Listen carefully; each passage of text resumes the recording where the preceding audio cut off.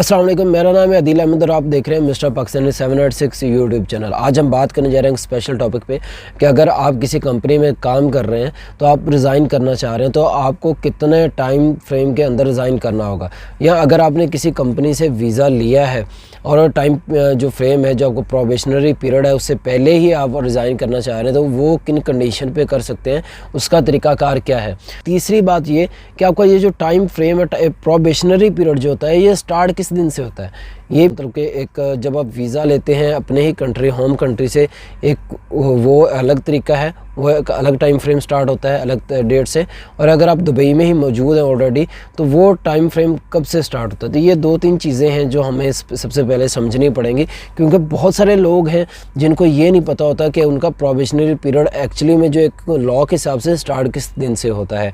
क्योंकि बहुत सारे होम कंट्री से भी वीज़ा लेते हैं और यहाँ पे दुबई में ऑलरेडी काम कर रहे होते हैं, या यहाँ से जब वो वीज़ा चेंज कर रहे होते हैं तो एक्चुअली में ज़्यादातर लोग ये समझते हैं कि जिस दिन उनकी आईडी उनके हाथ में आ जाती है या जिस दिन उनकी आईडी बन जाती है उस दिन से उनका टाइम फ्रेम शुरू होता है। एक्चुअली में नहीं, ऐसा नहीं है।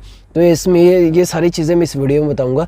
और सबसे मेन चीज़ आपको जो समझनी है कि वीज़े की ज़िद में अखराजात होते हैं या जो वीज़ा कैंसलेशन की ज़िद में अखराजात होते हैं वो कौन पे करता है।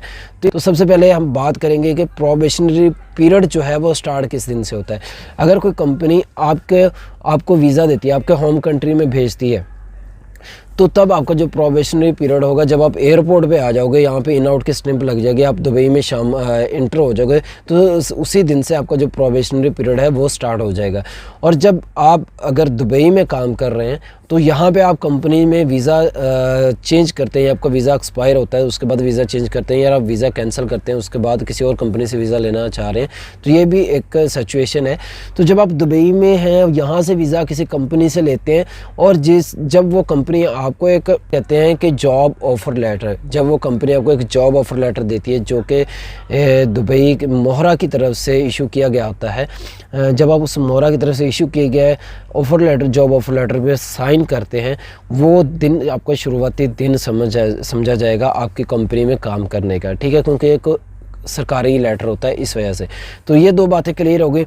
और तीसरी बात ये कि जब आप किसी भी कंपनी में अगर आप काम कर रहे हैं और आप वहाँ पे जो है रिज़ाइन करना चाह रहे हैं, ठीक है, आपको ये भी समझ आएगी कि आपका प्रोबेशनरी पीरियड स्टार्ट कब से होता है। जब आप अपने कंट्री से आते हैं, जब आप एयरपोर्ट पे एंटर हो जाते हैं, तभी दुबई के, तभी से आपको शुरुआती दिन स्टार्ट हो जाता है। अगर आप किसी कंपनी से वीज़ा लेते हैं तो आप जिस दिन मोहरा के ऑफ़र लेटर पे साइन करते हैं सरकारी, उसी दिन से आपका शुरू हो जाता है। दो बातें क्लियर। और ये प्रोबेशनरी पीरियड होता क्या है और इसकी मुद्दत क्या है। ये जो प्रोबेशनरी पीरियड होता है ये टाइम फ्रेम होता है कि हम आपको, कंपनी आप बोलती है हम आपको वीज़ा दे रहे हैं, तो आप 6 मंथ से पहले ये वीज़ा कैंसिल नहीं कर सकते, या 1 साल से पहले ये वीज़ा कैंसिल नहीं कर सकते। आप इससे पहले कैंसिल करेंगे तो ये जो वीज़े के ज़िद में जितने भी अखराजात हैं तो ये सारे जो है वीज़ा होल्डर पे करेगा, आप एम्प्लॉय पे करेगा। तो ये होता है प्रोबेशनरी पीरियड। जो एक रूल्स के लॉ के हिसाब से जो प्रोबेशनरी पीरियड होता है वो 6 मंथ का होता है। आपका 6 मंथ का प्रोबेशनरी पीरियड पूरा हो गया, आप उसके बाद रिज़ाइन करना चाह रहे हैं, आपको क्या करना है, किसी भी टाइपिंग सेंटर से पे जाना है, वहाँ पे आपने अपना रेजिग्नेशन लेटर टाइप करवाना है। करवाने के बाद सेम जिस दिन आपने रिज़ाइन करना है और अपना तहरीरी, जो एक तहरीरी दिन है, ये भी बात जहन में रखिए, अगर आपने किसी कंपनी को रिज़ाइन करना है तो आपने तहरीरी ऑफ़र लेटर, ये जो अपना रेजिग्नेशन पेपर है तहरीरी, वो देना है। और ये आप ईमेल भी कर सकते हैं, क्योंकि डिजिटल दौर है, डिजिटल टाइम चल रहा है सब कुछ, आप ईमेल भी कर सकते हैं एज अ प्रूफ, ताकि अगर कल को वो कैंसिल नहीं करता तो आप उसके अगेंस्ट जाके लीगली कंप्लेन कर सको। तो वो जो आपने जब रिज़ाइन देना है तो इसके भी 2 कंडीशंस हैं। अगर एक कंडीशन रिज़ाइन देने के बाद आप जाना चाहते हैं अपने होम कंट्री में, दूसरी कंडीशन है रिज़ाइन देने के बाद आप काम करना चाह रहे हैं उसी मुल्क में, दोबारा आप यहाँ से नहीं जाना चाह रहे। तो इसकी भी 2 कंडीशन है। सबसे पहले मैं कंडीशन बता दूं, अगर आप रेजिग्नेशन देने के बाद अपने होम कंट्री जाना चाह रहे हैं तो इसका टाइम फ्रेम आपको कितना देना पड़ेगा। तो ये मैं बात कर रहा हूँ प्रोबेशनरी पीरियड पूरा होने के बाद प्रोबेशनरी पूरे पीरियड जो है पूरा होने से पहले की भी वो अलग से कंडीशन है। तो हम बात कर रहे हैं प्रोबेशनरी पीरियड पूरा होने के बाद। अगर आप रिज़ाइन देके अपने होम कंट्री जाना चाह रहे हैं तो आपको रिज़ाइन देने के लिए मिनिमम 14 डेज़ का टाइम फ्रेम है। आप 14 दिन पहले रिज़ाइन देंगे, 14 दिन के बाद अब वो कंपनी आपको कैंसिल करके आपको कैंसिलेशन पेपर देगी, आप अपने होम कंट्री जा सकते हैं, कोई भी प्रॉब्लम नहीं है।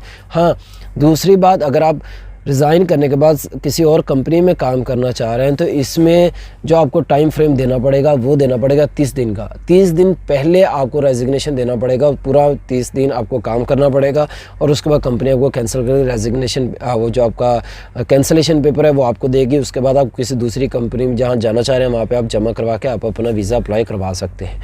ठीक है, तो ये होम कंट्री जाने के लिए 14 दिन का टाइम फ्रेम। अगर आप किसी दूसरी कंपनी में वीज़ा कैंसिल करने के बाद काम करना चाह रहे हैं तो उसके लिए आपको 30 दिन का टाइम फ्रेम है। आपको 30 दिन पहले रेजिग्नेशन देना पड़ेगा और तहरीरी रेजिग्नेशन देना पड़ेगा, और अदर जो लॉ के हिसाब से जो रूल्स हैं, कंडीशंस हैं, वो भी अप्लाई होंगी आपके ऊपर। ठीक है, और रह गई तीसरी बात, आप प्रोबेशनरी आपने वीज़ा लगवाया है, एग्जाम्पल आपने वीज़ा लगवाया है, वीज़ा लगवाने के बाद आपकी टाइम फ्रेम जो है अभी तक प्रोबेशनरी पीरियड की जो आपको प्रोबेशनरी पीरियड है वो कंप्लीट नहीं हो, आप उससे पहले रिज़ाइन करना चाह रहे हैं किसी वजह से, तो आप कर सकते हैं। इसमें आपको वो कंपनी मना नहीं करेगी।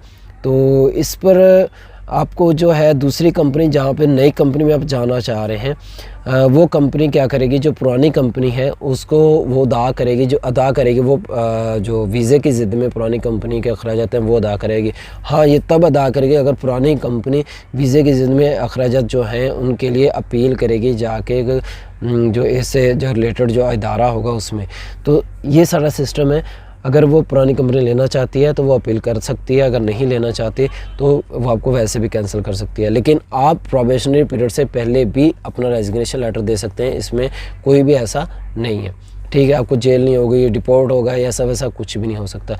तो दूसरी बात रही कि प्लीज़ अगर आप दुबई में काम कर रहे हैं तो कोशिश कीजिए कि उन लोगों से वीज़ा लीजिए, उन कंपनी से वीज़ा लीजिए जो ऑलरेडी यहाँ पे पुरानी हैं, ताकि आपको नेक्स्ट कोई प्रॉब्लम ना हो। क्योंकि जो बड़ी कंपनीज होती हैं वो कोई भी इस तरह की हरकत नहीं करती। जो जब छोटे छोटे कॉन्ट्रैक्टरों से आप वीज़ा लेते हैं तो इस तरह की हरकतें करते हैं कि वीज़ा कैंसिल करते वक्त डिपोर्ट कर दिया या एक्सपोर्टिंग का केस लगा दिया, तो ये सारी चीज़ें होती हैं।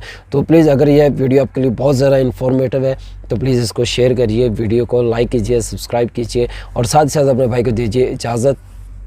अल्लाह हाफ़िज़।